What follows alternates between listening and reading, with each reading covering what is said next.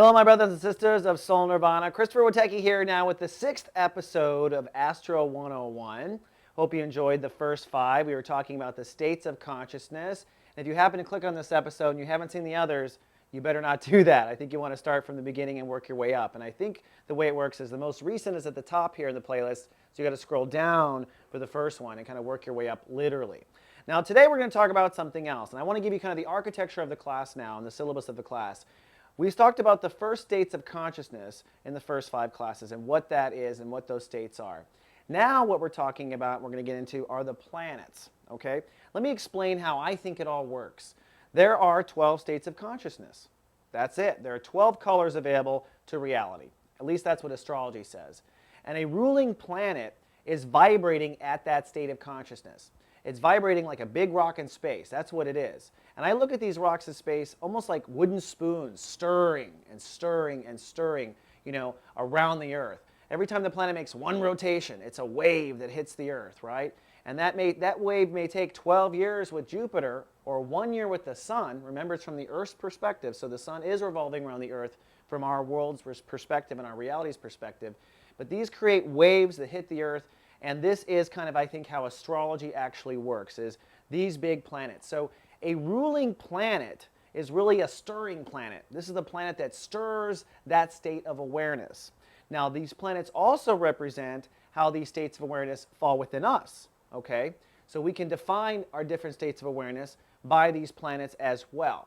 So that said, we're going to start with the Sun, okay? The Sun. The Sun is the center of the solar system, really. And the Sun is basically creation. That's what the Sun is. The Sun is the creation of a human being or the creation of a soul. A lot of people think Venus is creation. Venus is creativity, what you do with the creation. The Sun is the awareness of I am, okay? And Sun rules Leo, the state of consciousness of Leo. So the idea of I am, that's the first moment of life. I am. It's self-awareness. And the Sun is self-aware. It does not need the planets to be hot or to shine bright. In fact, the Sun ingests itself at the core. It's a beautiful metaphor for Leos. Because for Leos to be powerful, they must ingest themselves. They must be in love with themselves, okay? And a lot of Leos go chasing after the planets for applause, and that is what I call the prince or princess stage of the Leo's development. I always encourage them, be like the Sun. Just love yourself and shine bright, and the right planets will show up. So wherever the Sun is in your chart, it represents where you will shine bright. And we're going to talk about the houses, we're going to talk about degrees, we're going to talk about a lot of different things. Astrology is deep, but it's important to know the Leo vibration, the Leo state of awareness, and you might go back to your homework and figure out what that was and kind of compare it to the Sun and what the Sun represents. The Sun is where we shine bright in our life, where the focus and epicenter is of our entire life. So if the Sun is in the first house, it is all your ego. That's where you shine bright from. Not a bad thing. That's where a lot of celebrities' charts look like, or what they look like. If the Sun's in the 10th, you shine from your career. If the Sun's in the 7th, you shine in a marriage. It's where you shine and where people will revolve around you. This is also, I think, the order of reality. We're going to talk about this, but I think first the human beings are aware. I am. Then the next planet is Mercury. In fact, for you to say I am requires Mercury. Mercury is our intellect. Okay? Mercury rules the Gemini state of consciousness or state of awareness, the connecting of the 2 dots. Now you notice Mercury is the fastest planet around the Sun. Okay?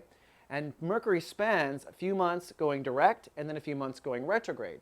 Well, from the perspective of the Earth, it looks like Mercury is going forward and then backwards, when really Mercury is swinging around the other side of the Sun. Each one of these rotations is the 2 sides of Gemini: forward, back, direct, retrograde, direct, retrograde. And that's the 2 sides of thought: communication and thought, speaking, thinking, right? It all makes sense when you look at the actual metaphysics of the planet. So you have I am, I'm aware, I just know I'm aware, and then when you say I'm aware, that requires Mercury.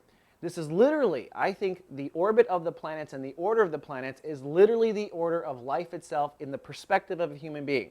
This is different from the order of life from the perspective of God consciousness, where you go Pisces is the first membrane, etc., etc., etc. That's from God's direction. From the human being experience, it begins with the Sun, Mercury, Venus, Earth, okay? We'll get to Venus and Earth in the next episode, but I want you just to kind of gurgitate on this. So most of the time, in your chart, Mercury is either ahead of the sun, on top of the sun, or behind the sun, because Mercury's really close. And Mercury shows us astrologers how you think. And we'll talk about putting signs and sun and planets together. But we know that if Mercury's ahead in the next sign, you're a forward thinker. If Mercury's behind the sun, you're always thinking to the past and contemplating history and that sort of thing. And then Mercury's on top of the sun, you are a fast thinker. So Mercury is an important planet for us to understand the way people communicate, whether or not they communicate, how they communicate, etc. And again, it rules the Gemini consciousness. So you might kind of put Mercury together with your Gemini list of people in your homework. Now your soul work for this week is this. It's time to cast your chart, okay? If you don't know how to cast your chart, I go to astro.com. I click on My Astro.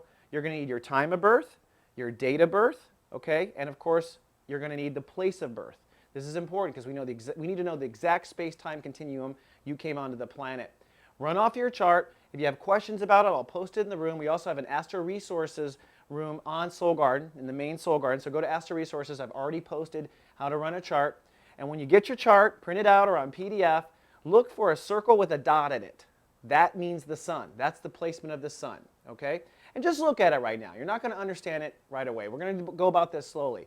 Mercury is a little circle with a hat on it, okay, with a stick coming down. All right, that's the Mercury symbol. There'll be a glyphs guide at the bottom of the chart anyways. It tells you kind of a legend of what the planets are. But go get your chart. That is your homework assignment. Look where your sun is. Look where your Mercury is. And in our next episode, we're going to continue with the planets, and we're going to review Mercury and the sun. All right, that's all I have for this episode. I'm so glad you're here. I'm excited. Remember, ask questions. I'm here to answer them. That's part of what you get in Soul Nirvana. And I'll see you next week. Live, love, be.